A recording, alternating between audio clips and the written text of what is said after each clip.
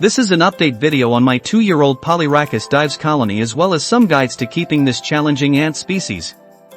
The last time I updated you guys on the colony was about 9 months ago, when there were only 50 workers in an acrylic medium-sized test tube nest. And before that, the queen spent their founding in our starter nest. Ever since then, they have been doing great and have kept increasing in population size.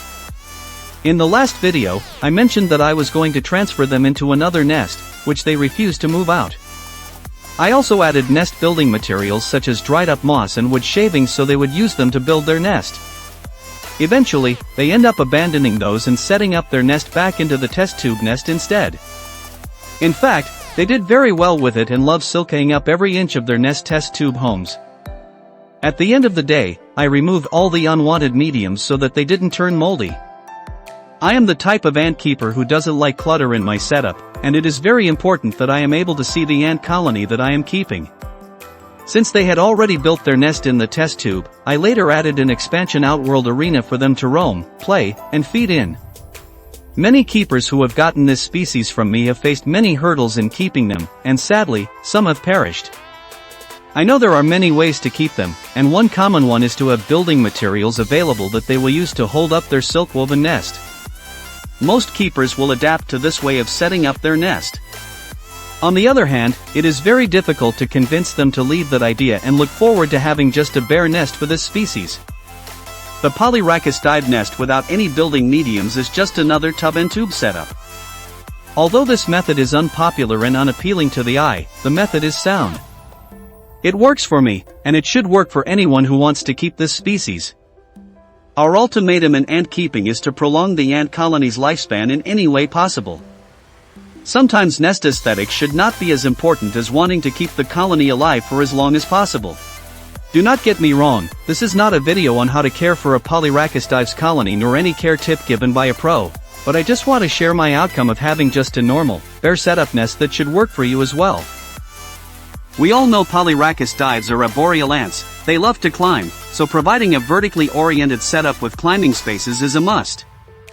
I use an acrylic box with a lid for ventilation, and again, nesting materials like soil, wood shavings, leaf litter, and dry moss are optional. Polyrhachis dives are known for their climbing abilities, therefore, ensuring a secure setup with effective barriers and escape prevention measures is crucial to avoiding escapes. Another important thing to note is the humidity. Temperature is not so important if you are living in a tropical temperate region. Keeping the nest semi-humid is the key to having a successful Polyrhachis dive colony. These ants are typically found in humid environments. To keep the humidity at a suitable level, I put a cup of water in their nest. Keep in mind that I do not keep all my ant colonies in an air-conditioned room. It is very difficult to maintain humidity if the air is constantly cold and dry. Furthermore, Polyrhachis dives do not like the cold. Cleanliness is the tip I always stress to my fellow ant keepers. The key to having a healthy and growing ant colony is to regularly clean out uneaten food, dead worker ants, and other debris to prevent mold and bacteria buildup. Ants are sensitive to contaminants, so ensure their environment remains clean. I cannot stress this enough. Providing fresh water in a shallow dish with a cotton ball or sponge for ants to access. Ensure the water source is clean and changed regularly to prevent contamination. I spend plenty of time observing my Polyrhachis dive colony regularly. In fact, for almost every colony I have, I check on them every 3 days or so, just to make sure nothing is wrong with them or they need help with anything. Always be observant of their activity levels and any changes in behavior or appearance that could indicate health issues or stress. Another point I did not mention is food consumption, and Polyrhachis dives are not picky eaters. I often feed a variety of foods, such as insects, but there are beetles that I have not tried feeding. I will get back to feeding beetles later on in the video. Other than proteins, I give them sugars and honey-diluted sugar water as their energy source. Other than the ones I have mentioned, sure, you can give fruits and occasional protein sources such as egg yolk. But a word of advice, if you want to give anything other than insect feeders, do clean up immediately if they cannot finish. Adjust feeding frequency based on colony size and activity level. Back to the beetle feeding part. Feeding beetles to my Polyrhachis dives is my first attempt. I am using the Xiphoba's Morio beetle, commonly known as the superworm darkling beetle.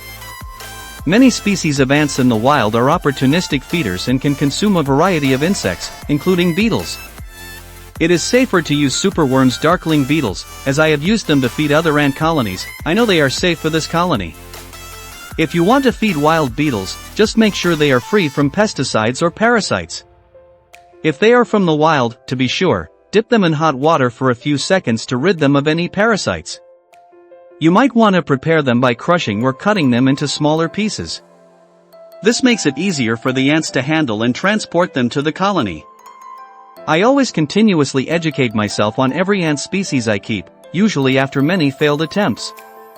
While keeping Polyrhachis dives ants may pose challenges, many enthusiasts find it rewarding due to their fascinating behaviors and unique golden appearance. With dedication, patience, and ongoing learning, you can successfully maintain a healthy Polyrhachis dives ant colony in captivity. Remember, consistent care and attention are key to fostering a thriving ant colony in captivity. If you have specific updates or questions about your Polyrhachis dives ant colony or need advice on a particular aspect of their care, feel free to provide more details in the comments section. Thank you for watching, Ants Subang.